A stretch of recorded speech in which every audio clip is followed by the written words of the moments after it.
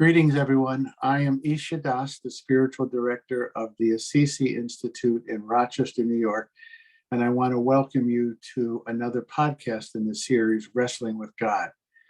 And let me just introduce our podcast today with the following questions.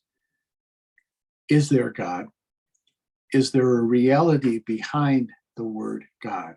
Or is it just some sort of intellectual proposition? Is there a force, a power that emanates from the reality behind the word, from God? Simply, is there a higher power that can help to do for us what we can't do for ourselves, namely to restore us individually and collectively to sanity? To help us wrestle with those questions, I have a wonderful guest today, Knuth. And I don't know if I can do the introduction justice. Chris was raised a Mormon and had a very interesting and colorful life early on. And I'll let him describe that as far as he wants to do that. And in, I think, the year 2014, Chris, you kind of hit a big bottom. Mm-hmm. And you discovered the 12 steps that are common to Alcoholics Anonymous, Gamblers Anonymous, Al-Anon. And many of you know that Father Richard Rohr, a Franciscan priest, is a spiritual mentor and father figure to me. And one time he said to me that he really believed that the 12 steps were America's unique contribution to world spirituality. So Chris is very steeped in the 12 steps and has gone deeper than I think most people have. He's also been initiated into Kriya Yoga. And he also, and I want to just check my notes and make sure I get this right, Chris, he and his wife went to Uganda for a month and they worked in a program serving people called You Touch. When he got back, he started an NGO in Africa teaching people technical skills and technical trades like mechanics, etc. And then when COVID kicked in, he started a program, another not-for-profit here in the United States, helping veterans and incarcerated people to learn a trade and to be able to be self-supporting in a healthy way. So to me, he lives the words of Jesus, all men will know that you are my disciples by your love for one another. And his goal is to have this non-for-profit training program in all 50 states and 35 countries. So Chris, it's wonderful to have you with us today. And what do you want to add or fill out in terms of the introduction? Well, first, I'd like to say thank you for the opportunity to be here with you today, and very grateful for the opportunity. What do I have to say about the introduction? Well, I think you said it very well. I'm sure we'll fill in some of the gaps, but life happened to me, life happens to all of us. And it's through really looking back on life that we can really see how beautiful it is. It's not always to see in the moment, but my experience has been when we can look back and we can take time like this to really acknowledge where God has shown up, where has God been through this whole process. And it's just really, it's amazing. And every time I go there, it just brings me more gratitude and more peace and more trust. Well, let me ask you this question. We're going to hit the ground running, okay? You use the word God, and for many people, my experience is what the word God means is kind of fuzzy, all right? Do we mean a superhero in the sky, a demigod in the sky? Do we mean an old man or queen sitting on a throne up in the heavens? Or is it just a propositional, cognitive, intellectual statement? So I know your experience of God, your experience of the divine is much more than that. So when you talk about God, can you begin to tell us what that means to you and what your experience of the divine is and how it's impacted your life? That's a big question. Yes, we're jumping into the deep end of the pool. Yes. I don't know any other way to do it. My wife would tell you this. That's good. Well, that's a great question. So I think God is all of that. I think God is beyond the mind. So, I'm not sure we have the tools and equipment to really comprehend the totality of God. So I think that as long as we're able to start somewhere, and for me, it was acknowledging that there may be a power greater than Chris. And there's evidence of that all over the place. Because if I decided when fall came that I'd like to have green leaves on the trees throughout the winter, well, if I had the power, I could make that happen. Well, I don't know that that's possible. And everybody I've asked, they don't know if it's possible either. So this is telling me that there is some intelligence that has more ability and more capacity to create and to change and evolve than I have the power to do. And so that kind of got me started on this concept of God. And that's one thing I really like about the 12 steps is they ask us to choose a God of our own conception. And many of us are raised with an idea of God that's not ours. So I would encourage people to look at that and ask yourself, do I believe others' ideas and concepts of God? Or is there something for me that maybe I haven't discovered yet? And it's that curiosity that keeps us seeking. And I've seen the seeking throughout my whole life. It's looked kind of crazy at different times. But looking back, knowing what I know now, I can see that through all these experiences, I was seeking a God. All right, good. So let me just pick up on a couple of things that you said and see where we go with it. You talked about God being beyond the mind. And what I like to say to people is that the mind was made to understand creation, not the creator. Mm-hmm. That doesn't mean that we can't know the creator, but we know the creator first and foremost as an experience. Maybe as Yogananda said, it starts out as an intuition, but then it's an interior knowing. And it's really that, it's true of all relationships. I have concepts about my wife, let's say, but I only know her in being with her and in experiencing her. So I like what you said about God. The second thing, you use the word power. So I'm making an assumption. So and then I'd like you to comment on that. Part of your experience of God is a power is a force. It's a momentum. It's a dynamic energy. Mm-hmm. How has that powerful force, that dynamic energy impacted your life? Mm.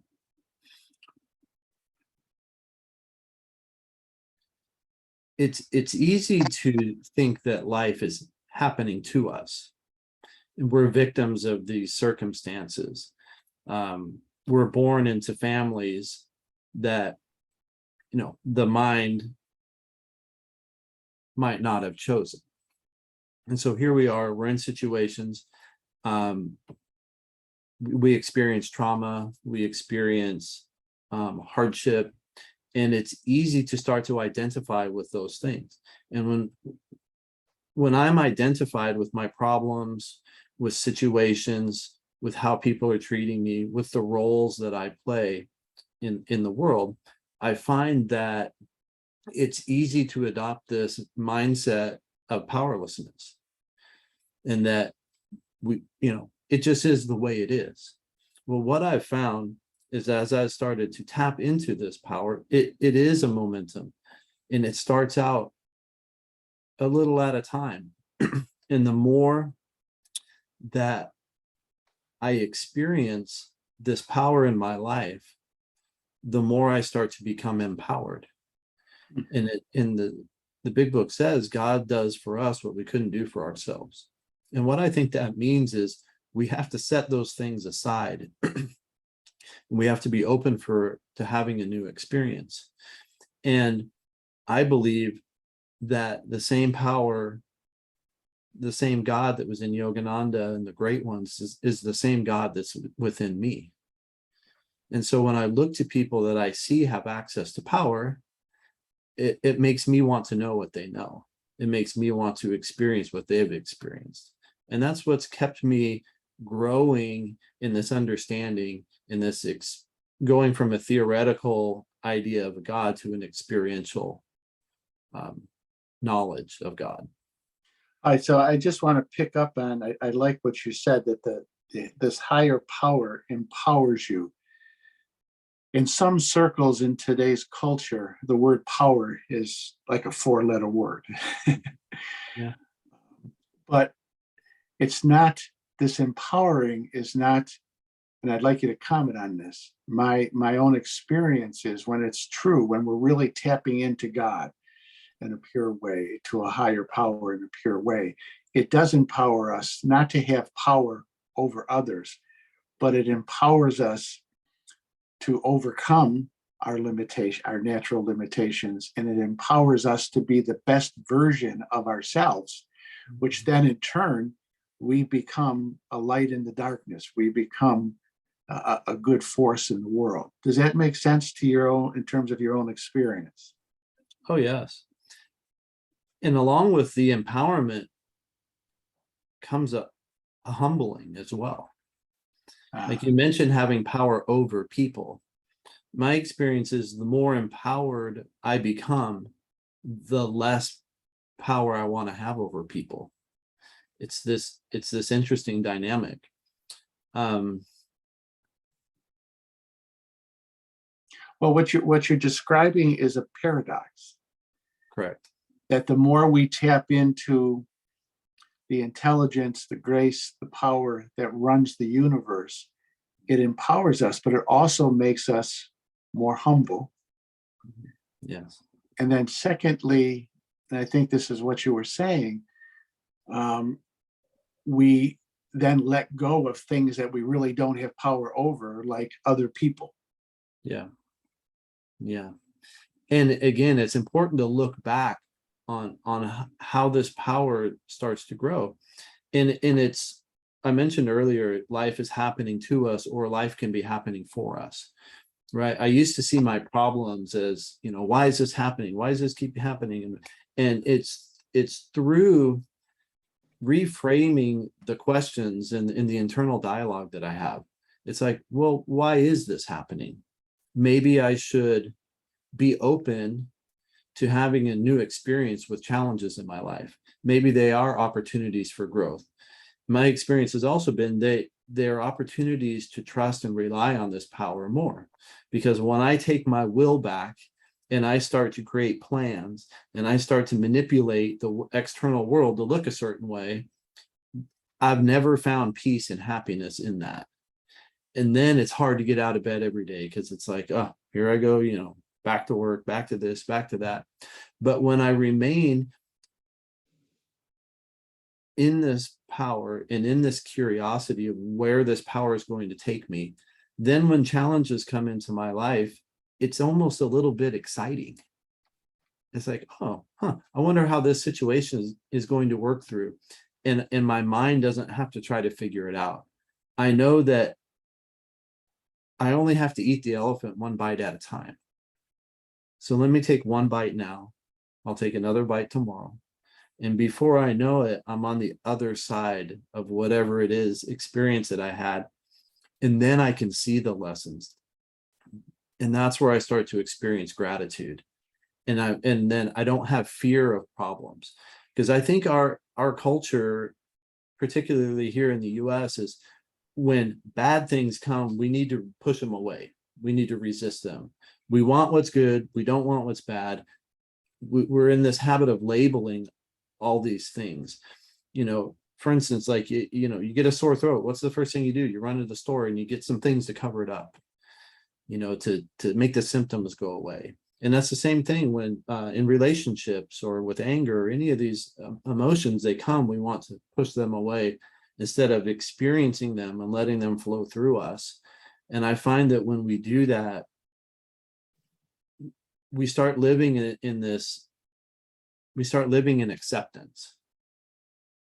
And when I'm living in acceptance, then life just is what it is. and my eyes are open to possibilities. My eyes are open to things that I wasn't able to see before.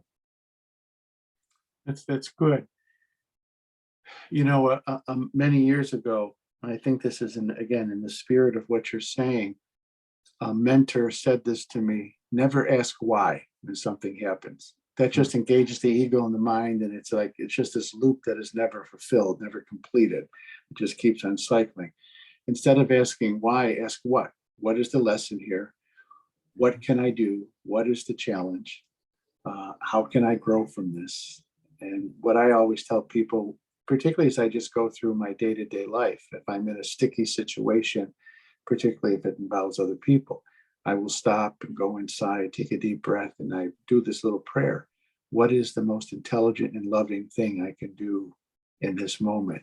And it's really amazing. There is a consciousness that begins to flow, that higher power, that higher mind begins to guide us and to instruct us. So clearly you are deeply into everything that you're saying. How do you nurture that? How do you grow that? How do you grow this conscious contact with your higher power, this conscious contact with God?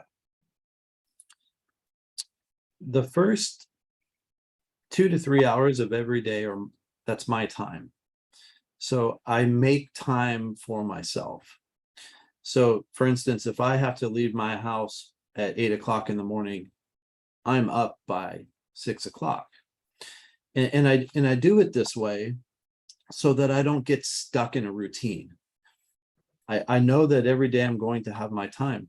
Most days it's in the morning, some days it's in the evening, sometimes it's in the middle of the day. I've learned to be flexible with this, but there are three main tools, if you will, that I use. I'm big on journaling. Journaling for me, I call it emptying the trash can. It's where I get to take out the garbage. There's something that happens when pen goes to paper that I'm able to process things in a different way. It's different than thinking about things. A lot of people that I work with say, I need to go somewhere and think.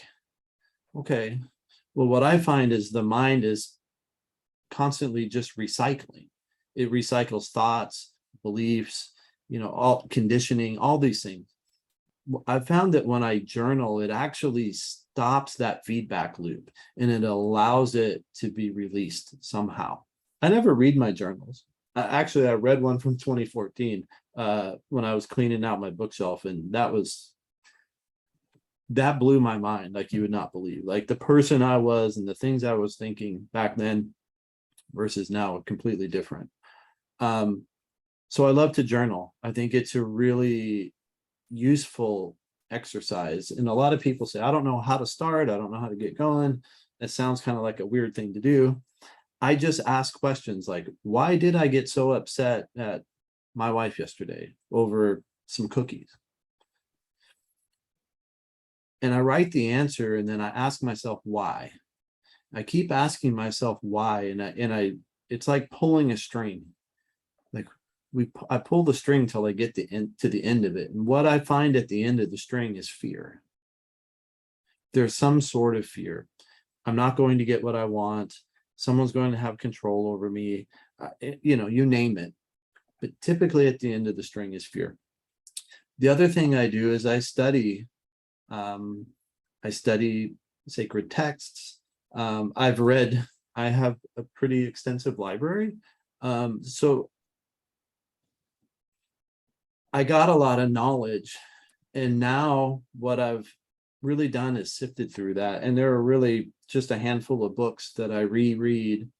And what I find is that these books that are meant to transmit an experience, not just knowledge, but also an experience. Every time I go into them, I'm a different person. I'm in a different place in these books, in these texts will speak to me to where I'm at today. And then of course, meditation and Kriya Yoga, that has enabled me to go beyond the mind. It's enabled me to see that there's more to consciousness than what I can see with my eyes and what I can experience in the material world. And so all these things took discipline to get started. Self-will is an amazing force, but it can only take us so far. And I think it can take us into habits that are bad for us. I mean, it can also take us into habits that are good for us. And then once we get established in our routine and we find our path, then we can start to let things fall away. And then I believe that simplicity is really the key. I find that the truth is always simple and easy to understand. And I don't need to complicate it with overthinking. So those are just a few of the things that I use. And I also, I work with others, not only in the 12 steps, but I teach a class called Getting Out of Our Own Way. And this is in an entrepreneurs group. And that's been a really amazing experience. I've been teaching that class since November of last year. And the more I work with others, the more I find we're all the same.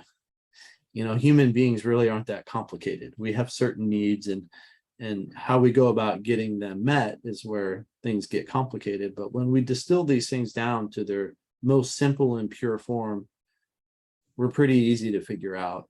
And so those things have helped me tremendously. That's great. I want to pick up on a couple of themes.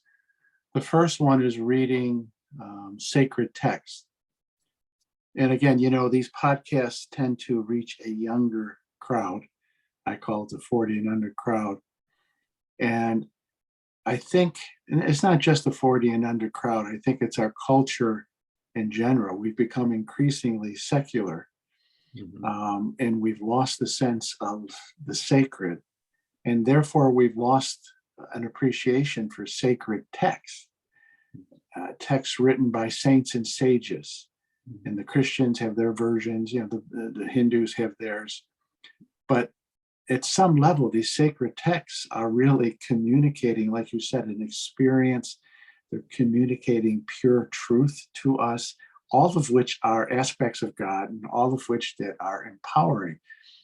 I'd like to say it this way, that we'll just say Paramahansa Yogananda, who brought Kriya Yoga to the United States. I have a really deep friendship with him. And people say, well, how do you have a deep friendship with him? Well, I read his writings. I know what his mind is.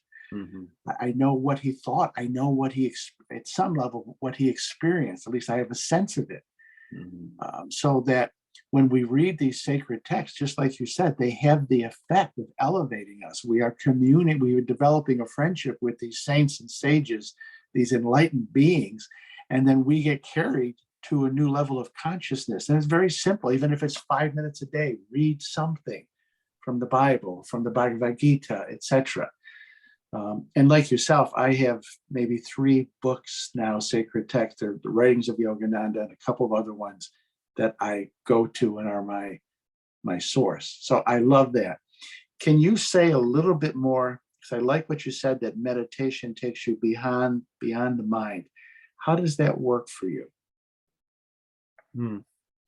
I first tried meditation back in 2006, and it was torture. It wasn't fun. And I remember the instructor seemed to be having fun and enjoying meditation, and I did not see how that was possible. And so just here and there, until I got to the 12 steps in 2013, 14.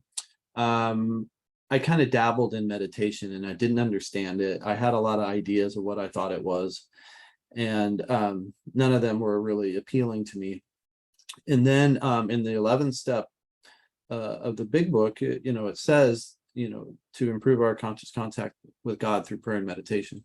And so, of course, I tried to meditate, and it didn't work still, like nothing miraculously changed. And then I got to a point in my recovery work where I kind of felt like I had plateaued. When I call doing the steps and doing the inventory, it's like carrying a heavy backpack filled with rocks. And through the steps and through therapy as well, couples therapy, individual therapy, I started to take the rocks out of the backpack. And as I took them out, I would look at them from many different angles and well, yeah, I guess I don't need that. And I toss them out. And that lightens the load considerably. But still what happened is I was working with others, I was doing everything I thought that this program entails, and there was still something missing. And through a friend of mine, I heard him talking. He just said this phrase. He said, Yogananda and the great ones. That's all I heard him say. And then after he left, I started doing some research, and I just Googled Yogananda and all this. And I ended up remembering, I live in Encinitas, California, where there's a pretty large and well-known SRF retreat. Here is where Yogananda wrote Autobiography of a Yogi, right here in Encinitas. And I picked up Autobiography of a Yogi and I read it. And it answered all the questions that until then hadn't been able to be answered. And I got inspired to try meditation. And I started to, another thing that was really helpful to me is I started reading some of the books by Dr. Joe Dispenza. And what I learned was the physiology of meditation, what's happening in the brain and in the body. And I realized that meditating for 5 minutes was never going to get me to meditation proper. So when I started to understand what the body goes through and how some of the meditation techniques, in particular in Kriya Yoga, physiologically start to calm the mind, calm the breath, calm the heart rate, calm the nervous system, then the body can start to relax, and then the thoughts in the mind slow down. So it was interesting to me to use the mind to extinguish the mind. I thought that was a really interesting concept. And so I started going beyond the mind when I learned what was happening in my body and how to make it happen consistently. And again, like this idea of using the mind to calm the mind, I thought, wow, that's amazing. And so once the mind is calm, then there's access to what's beyond it, because then I'm seeing my own consciousness more as a witness.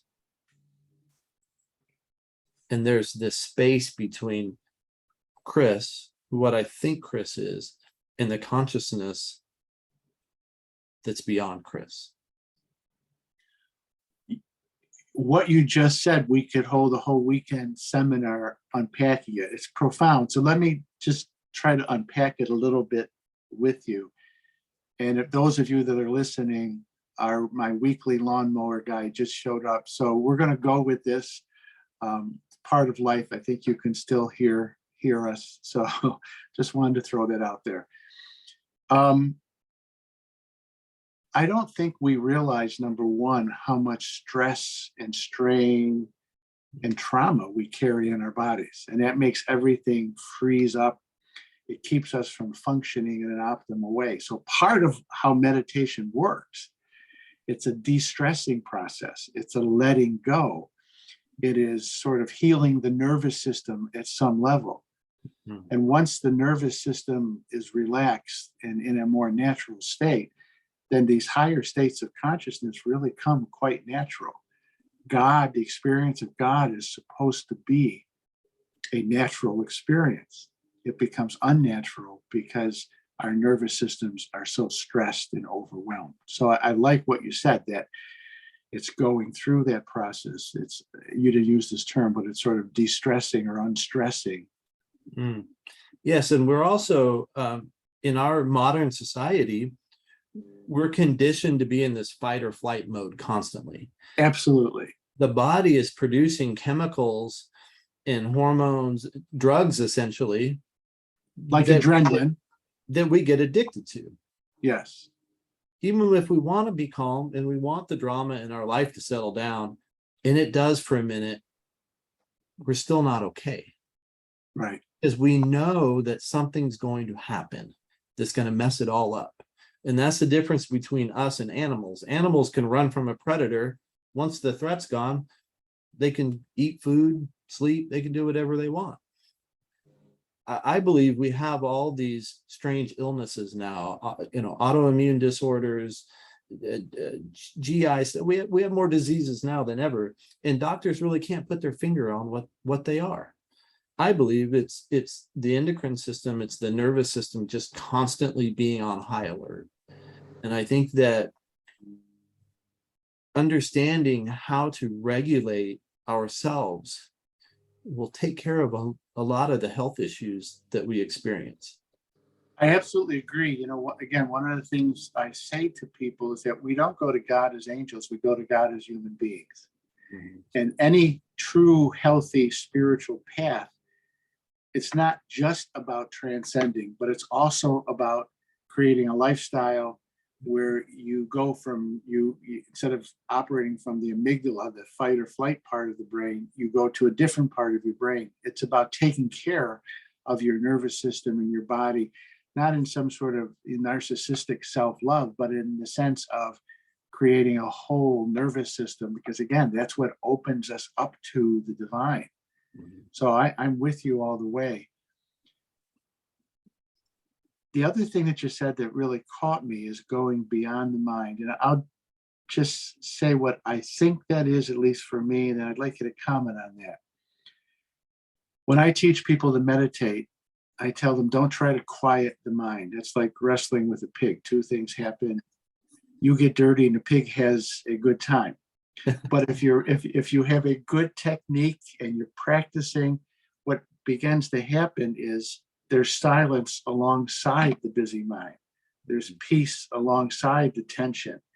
But the more you meditate, the more the peace, the more the silence grows. And then you really do transcend the mind. Can you say a little bit about that in your own experience? Well, it creates perspective. It's a point of reference. And so when you start to experience little bits of this, like you said, they are side by side. Like, oh, here's peace. Wow, that's pretty nice. And then there's the rest of my life. And they're almost like on a scale. And the more you meditate, the more one starts to outweigh the other. It's a great metaphor. Keep going. That's a great metaphor, the scales. Keep going. And what I find is the more time I spend in the peace, as you know, I run a few different organizations. That's a lot of stress, right? People would say, oh, that's a lot of stress. I'm actually experiencing much less stress, and I'm doing 10 times more. And what I find is that peace increases my bandwidth to just deal. It also helps me understand how people are wired. And so I used to say, I'm a terrible manager. I can't stand managing people. It's nonsense. It's just too much. It's not my thing. What's interesting now is it is my thing. And I actually enjoy managing people. I enjoy sharing with them what I've gone through. And it's not hard. Anyone can do it. It's just a perspective. If we don't have perspective, we're not able to really see where we're at. It's kind of like I do a lot of backpacking, and I've done mountaineering, and I've done these things, and you use maps and a compass. And the most important thing to know when you're navigating in the wilderness is not where you're going. You need to know where you are. And when you know where you are, that's your point of reference. And then understanding where you're going becomes clear. Then you can find the route. And so I've found that the more peaceful I become, the more capacity I have to serve, the more energy I have meditation also improves focus and concentration. So now when I work, I'm actually working. I'm not like working and then looking at Facebook and doing all these different things and getting distracted. So the distractions are manageable. I'm able to focus more, and I'm able to just come to situations from you start to become established in that piece. And so then when chaotic things come at me, it's just like, oh, it's more information. I'm just able to see it as information. It's like, oh, that needs my attention, or oh, that's not my stuff, that's their stuff, right? So I'm able to just get clear on what's required of me to respond appropriately, I think is a good way to say it. Yeah, I think that's fantastic. What I've experienced in my own life is that kind of intuition, knowing how to respond. When I first really, sort of did my deep dive into the spiritual life, I thought it was all about just esoteric, transcendental experiences, and that is a part of it. But that intelligence that runs the universe also helps to direct us in very specific situations. We just kind of know how to manage ourselves, how to manage a problem, what we need to do next. It's an intuition, it's a flow of consciousness. And I believe it's the same consciousness that runs the whole universe, that when we're meditating and we have that sense of interior calm and we're open, it flows through us and helps us in not just, again, esoteric ways, but concrete ways. Yeah, practical ways.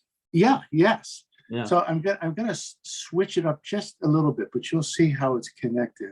And I love this. I'm loving this conversation, Chris. I feel like I'm having a conversation with a spiritual brother. I'm loving it. There is a tendency in a lot of what I call spirituality, the marketplace of spirituality, that it's about, my experience of God, my enlightenment, my. And one of the things I like about what you do in your life is that you are serving other people too. Mm. There's a line by Jesus. He says, the measure you give will be the measure you receive, pressed down and overflowing. Now, we have to balance that with taking care of ourselves and grounding ourselves. I like the fact that the first 2 or 3 hours of every day belongs to you. Mm-hmm. Can you just say something about where this sense of service, you have these not-for-profit programs, you're empowering people, and you have a healthy, robust vision. They have it in 50 states and 35 countries. Can you talk about the connection between your spiritual practice, your interior life, and this outreach? Sure. It starts small. So when I started to get free from all these difficulties in my life, right, I wanted to share that with other people. I think it's almost a natural expression of gratitude. It's like, I've received this. It's been really helpful. Let me share that with other people. And I think that what happens is, if you make that part of your life, it scales. It just scaling it is just growth is a natural part of life. Trees grow as tall as they can grow. Tomato plants grows to as big and as healthy as they can be. And I think that with the work we do, it's the same. It just ends up growing. There's a momentum, like you mentioned before. And so what I've found is when I'm not spending my time focusing on myself and my problems, I have a lot of extra time. What am I going to do with that time? Well, for me, I wanted to build something, and I have a trade. I started out as an automotive technician in 1997. So I learned how to fix cars. I've had an apprentice program in my auto repair shop since 2014. So I've learned how to hand this knowledge down to others. I also see how important it is for our world, because we use automobiles as transportation. That's our mobility. That's how we get around. And what's happening is we don't have enough people replacing the jobs where people are retiring from the trades. And I believe that as a society, we've put the emphasis on college, and everybody needs to go to college, and everyone needs a degree, and everyone needs, a white collar job or whatever. And what happened without us really knowing it is we created this huge vacuum in the skilled labor trades. And we're seeing it now. There's a car dealership in my market that has 100-car backlog. They're like 3 months booked out on work. They can't take. So that what that means for the consumer is that if you want an oil change on your car, you might not be able to get it for 3 months. And this is going to increase. So there's a huge need for skilled labor to come back into our workforce. There are plenty of amazing jobs. Auto mechanics can make a lot of money. It's very common for an automotive technician to make a 6-figure income. And that is enough to support your family. That's enough to buy a home. That's enough to become a productive, engaged member of society. So there's a responsibility I have as a business owner and as a leader in my industry that I need to do something about that. And part of that is educating the public. Part of that is finding people that wouldn't have an opportunity and giving them an opportunity. So that's kind of one side of the coin. The other side is I've been through a personal transformation of myself. I know what it takes to go from being filled with fear, full of despair, no hope, everything's happening to me, to really the opposite of that. And it's not hard. It just takes time, and it takes dedication, and it takes putting your attention on it. And so I know how to do both. So why not combine them to not only help people recover, not only help people live a better, more balanced, more fulfilling life, and give them an opportunity to come into an industry where there's very, very high demand for skilled labor. There are great jobs. And why not? That just became a part of what I do. Yeah. Let me just say what I think is, there's so many wonderful levels to what you're doing. And I connect this to God, quote unquote, that by teaching veterans, formerly incarcerated people, or whomever that you train,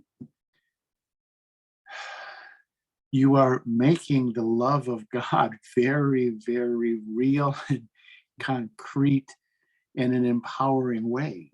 Does that make sense? Sure. Yeah, you are. It's just a tremendous real time, concrete service that you are providing people so that they can support their families, so that they can have a life of dignity, Right. which is a foundation for growing spiritually. So I admire so much what you're doing and just give you a lot of kudos. You are making God's presence very palpable in people's lives, whether they label it that way or not. You are incarnating, embodying love. That's what it's all about. Yeah. And this vision did come through meditation. This training model that I brought to the marketplace wasn't something I could conceive in my mind because it's never been done. This is one of a kind. This is the first of its kind. And this, I believe, was divinely inspired. This whole thing just flowed out of me without me thinking about it. But it flowed from you, it flowed through you, but not from you. Right. When that sort of thing happens, there's a responsibility again. And I remember talking to a friend of mine that I really trust. I said, because it came through, it flashed in my mind in meditation, 50 states, 35 countries by 2035. I'm like, what is this? And I told my friend, I said, well, why me? And he just looked at me and said, well, why not you? And so I just do the next indicated step, and then the doors open, the connections are made, the right people show up. And so I know I'm doing the work I'm supposed to be doing because it's not stressful. I'm completely detached from the outcome. If it becomes this worldwide organization that's amazing, great. I'm only doing what I think I'm supposed to do. Well, you know, Mother Teresa had a line that I think applies exactly. She says, God doesn't call us to be successful necessarily, but faithful. Mhm. Do what you're called to do. Right. And really God, the divine, the higher power does the rest beyond what we can even imagine. Yeah. So a couple more questions and we'll move towards a conclusion. And when we were emailing each other back and forth, one of the lines that you used that I really liked, you said, only love is real. Can you say what you mean by that?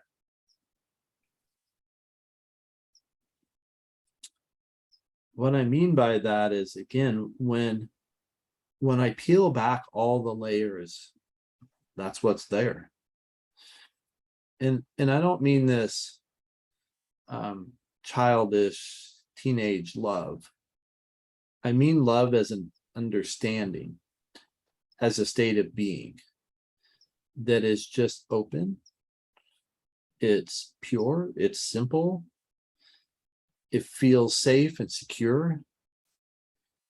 And I guess that's what I'm calling love. And that's what I'm calling, for me, what I find is the reality at the end of the string. It's the other end of the fear love continuum, right? I can go towards fear, or I can go towards openness and trust and light, whatever, whatever words you have for it. But yeah, that just seems to me what, as a human being, I'm able to conceptualize and experience and understand this idea of love. And it's unconditional because, a lot of these sacred texts ask us to see God in everything, everyone, all of creation. So if it's all a manifestation of God, it helps me to understand how I'm supposed to show up in the world. And I think it's really important. I don't know if we mentioned this, but we need to apply what we learn. If we don't apply, it's just junk sitting in the mind, doing nothing. I've heard this, this is common, is knowledge is power.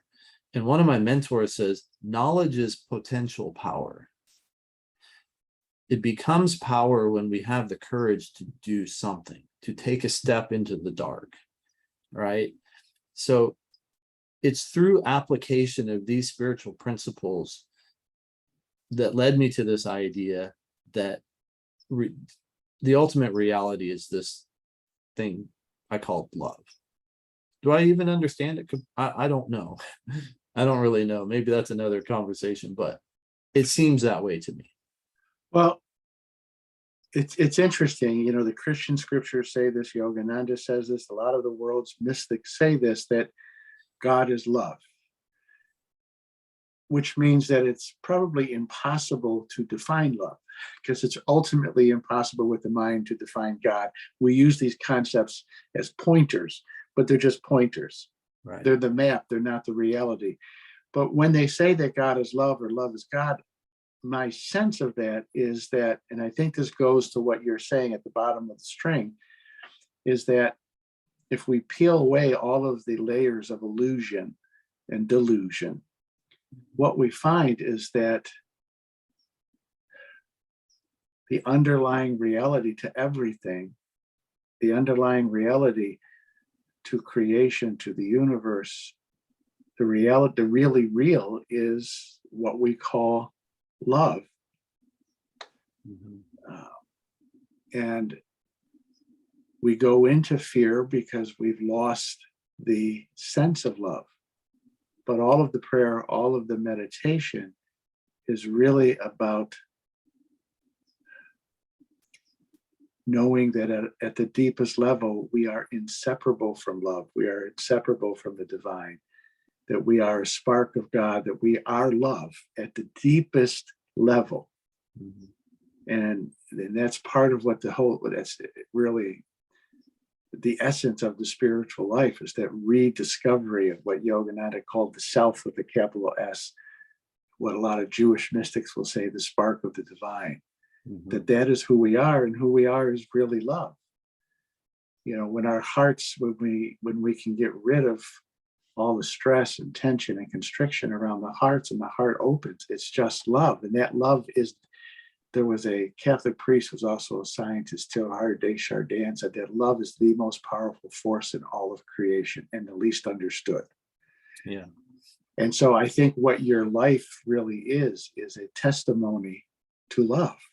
And it's clear to me that in ever deepening ways, you were just surrendering to that one real reality, the really real, which is love.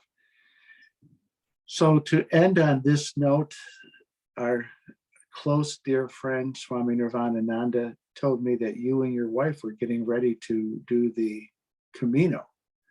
Yes. You want to say a little bit of, you are a brave human being. My wife wants to do that. I have said to her, honey, you have my 1000% support. I can't do it with you. So do you want to say a little bit about the Camino and why you're doing that? We were actually invited by our friends. They've wanted to do the Camino Santiago. We're only doing a section of it. I think we're going to do maybe 90 miles or something. So for me and for us, we're just like, yeah, we love to travel. So we just said yes to an opportunity. But as we start to, investigate and study, we're starting to understand like what this pilgrimage means to people. And it means something different to everyone. They say, walk your own Camino. And so we are going with open hearts, open minds, and we're just open to a new experience. So are we doing it for a religious thing? No, we're not. I think our friends are, and I don't know. I haven't even really talked to them about that. But we're going because there's a spiritual experience to be had in any situation. So I'm going with this idea that, yes, I love being in nature. I love hiking. I love being on foot. I do some of it. It's just an amazing experience for me. I really like it. So I'm just going open, and I haven't over researched. I want to leave some surprise. That's wonderful. Do you know how many miles the whole Camino is? Do you have an idea of that? Well, there are many different routes. You can go from France, you can go from Portugal, you can go from all over the place. So I don't even know, like all the different routes, it's thousands and thousands of miles. There's a fellow that lives at the Assisi Institute, Herb. I don't know if you met him when you were visiting. He's been in 12-step programs for well over 40 years. And he's a Kriya Bond, does Kriya Yoga. And probably, I don't know, 4 or 5 years ago, he did from France all the way down to Spain. He did the whole blessed thing, he and another friend. Yeah, And I think that's like 500 miles. Yeah, and he was in his 70s when he did it. Nice. Early 70s. So God bless him, and God bless you. I'm glad you're doing that. Thank you. So we will end. I just want to say, Chris, how much I appreciated this. I think we could go on for a long period of time, and maybe when you get back from the Camino and sometime in not too distant future, we can do part 2 of this, because we just really skimmed the surface of where I know we can go. I just, again, want to thank you and commend you and just say that you are a bright light in the world, and you're an inspiration to me. I just want you to know that I mean that sincerely. Wow. The other thing I'll just say for those of you that are listening is please give this a like, subscribe, and send it to your friends. So again, thank you for joining us, and God bless everyone. Namaste. Thank you, Isha Das. Thank you. Thank you. It's been a really wonderful time. Namaste. Namaste. Chris, I would like you to be able to mention your not-for-profit work and companies that you run, organizations. And how can people contact you, get more information, etc.? Great. Our technical training nonprofit here in the United States is called APAC ATI. So it's APAC-ATI.org. So there's a contact form. You can just fill it out. It comes directly to me, and then I will contact you. We're looking for volunteers.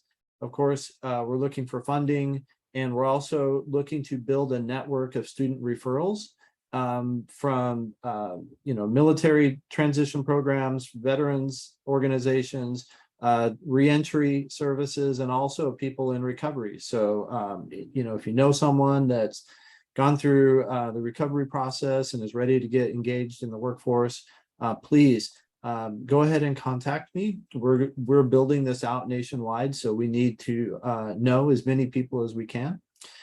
The other work we're doing in Africa is apacafrica.org. So APAC Africa.org.